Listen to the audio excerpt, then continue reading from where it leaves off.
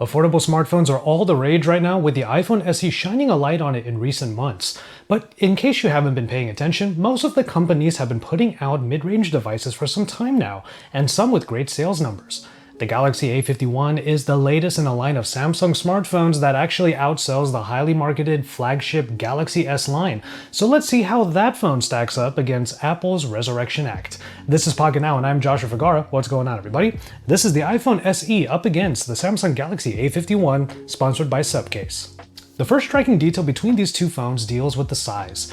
Look how much the mid-range Galaxy A51 line still dwarfs the iPhone SE. There are no other sizes for this iPhone, just this easy-to-grasp throwback to the days of the iPhone 7 and 8. There's a lot more bezel at the top and bottom, specifically making room for the Touch ID home button. And the screen is just diminutive, coming in at 4.7 inches, which makes handling a breeze, but viewing experiences are literally shrunken down compared to all of the smartphones that go big or go home. The A51 isn't too big, thankfully. Its 6.5-inch Super AMOLED display is a treat that Samsung users enjoy in pretty much every one of their smartphones. It's also basically in line with what we expect from 2020 smartphones, right down to the hole punch camera at the top. Samsung really tries to use up as much of the screen real estate as possible though, making content render right at the line. Well, most of the time. The result is a minimal bezel, since the fingerprint reader is in the display. Face unlock using that front-facing camera works just as well. Then again, Touch ID did return at just the right time for the exclusion of Face ID to make some sense. You know what I'm talking about. I do commend the A51 for being pretty thin and light, with the curved backing further helping its handling. That backing has a nice prism design to it as well, so there's a little bit of eye candy here. I find this size to be pretty spot on for my taste. Just right for easy handling without making me squint during viewing. Not to say that the iPhone screen is bad, it's just small and it's not an AMOLED display that includes features like an always-on display. If I just wanted to make my daily experience easy on the eyes, the A51 is definitely the go-to for things like YouTube and Netflix. In all honesty, however, the all-plastic build of the Samsung Galaxy A51 is its main design detriment. When you're looking at the landscape of sub-$500, sub-$400 smartphones, a good build quality is definitely a plus. But this is not to say that this phone is indestructible. It should not go through constant punishment, and that's why we have these cases by Subcase.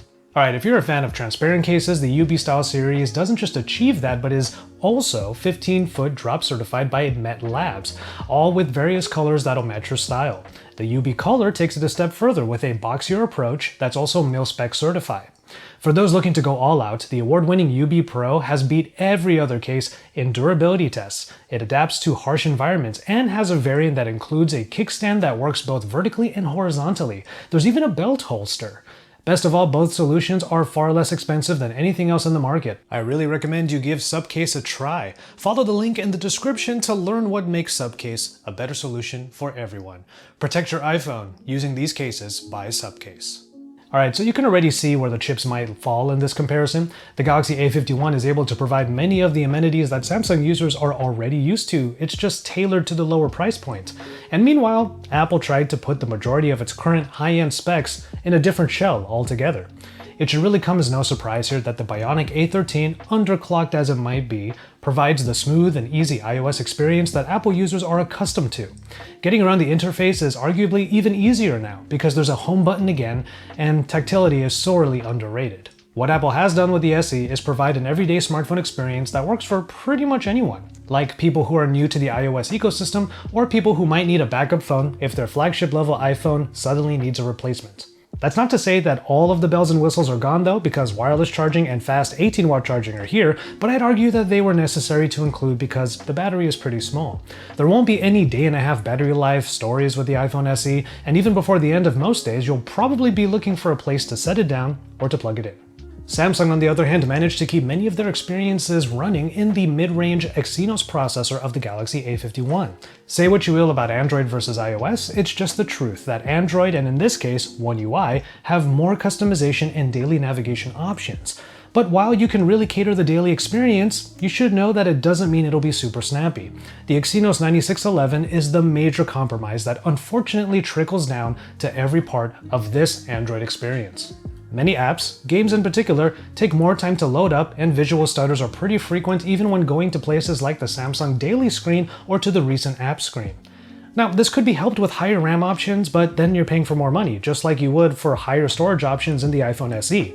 Oh, and speaking of which, the A51 does have a microSD card slot, so storage definitely is less of an issue in the Samsung camp. Another bright spot is how the Galaxy A51 can easily get through a full day of work due to the 4000 mAh battery. There's no wireless charging, however, and wired charging is a pretty standard 18 watts. I have to admit, Samsung's own fast charge would have been really nice as an addition here. So while I applaud the reliably smooth experience of iOS on the iPhone SE, it's also largely the same as any other iPhone in any other person's hand. There is value in that, so I do tip the hat to Apple in that respect. But I do like having the extra features like the always-on display and the better battery life, even if it means a tiny bit more waiting for stuff to load. And honestly, I'm not one of those people that just gets immediately enraged at the sight of some stutter. If you can get past that, the Galaxy A51 is still capable of being a go-to daily device. So we're talking about options. That's the central theme of this comparison. And you don't have to look much further than the cameras to see that play out. The single 12-megapixel shooter of the iPhone SE is enhanced by what the Bionic A13 provides. But when you want to capture the scene in different ways, you're kind of stuck. Enter the multiple lenses of the Galaxy A51, providing some ultra-wide action and some macro action when you need it.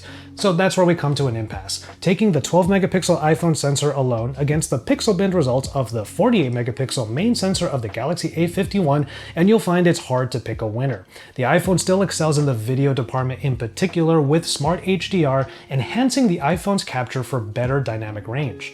The iPhone also one-ups the Galaxy by having 4K 60-frame recording. And it's a bit of a cliche at this point to call the iPhone the go-to video camera, but you can't argue with the results. Apple really got it right in that department on a phone at this price.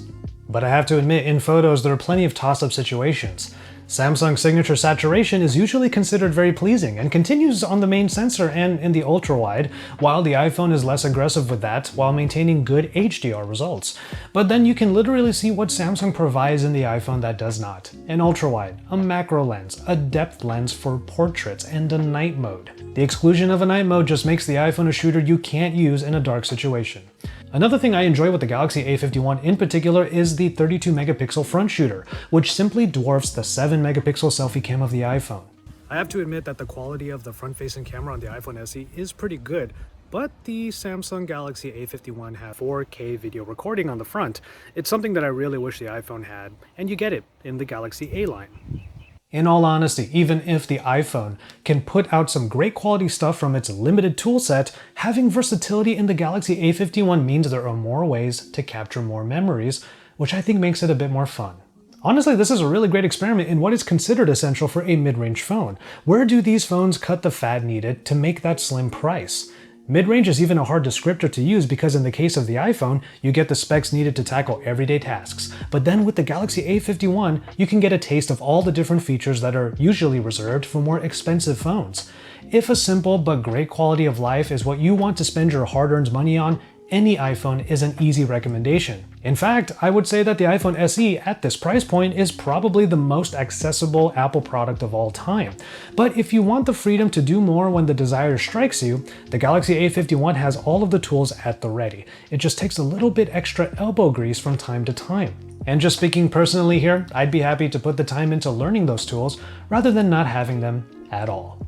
As always, thank you very much for watching, and I hope you enjoyed this comparison between the iPhone SE and the Samsung Galaxy A51. This one's actually more compelling than I realized. I know that some people out there might prefer the snappier experience of iOS given what the iPhone SE provides, but then again, Samsung was able to pack a lot of different features in here, even if it might, let's say, stumble from time to time, but I don't think that actually discredits it from being a great value. So let me know what you think in the comment sections down below, and also drop some likes on this video at the very least. If you're new here, stick around by hitting that subscribe button and follow everything that Pocketnow is doing. From there, we're going to go ahead and call it on this one. Thank you so much for watching, and we'll see you in our next video.